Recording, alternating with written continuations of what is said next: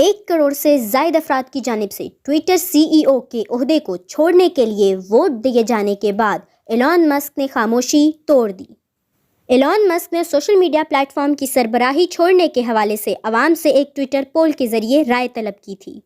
इस पोल में 57.5% अफराद ने एलॉन मस्क को ट्विटर के CEO का ओहदा छोड़ने का कहा था। 19 दिसंबर की दोपहर को ख़त्म होने वाले इस ट्विटर पोल के बाद एलॉन मस्क की जानिब से कई घंटों तक खामोशी इख्तियार की गई और फिर एक ट्वीट के ज़रिए अपने रद्द अमल का इजहार किया, मगर अपने अकाउंट पर ट्वीट करने के बजाय एक सारिफ के मैसेज पर उन्होंने अपने रद्द अमल का इजहार किया, जिसने कहा था कि पॉलिसी से मुतल्लिक पोल्स पर सिर्फ माहाना फीस अदा करने वाले ट्विटर ब्लू के सार्फिन को वोट डालने की इजाज़त होनी चाहिए।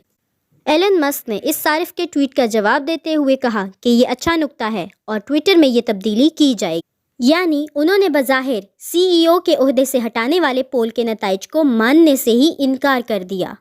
एक और सारिफ की ट्वीट में कहा गया कि ये पोल के नताइज में जाली अकाउंट्स ने भी किरदार अदा किया होगा, जिस पर एलॉन मस्क ने अपने जवाब में सिर्फ इंटरेस्टिंग लिखा।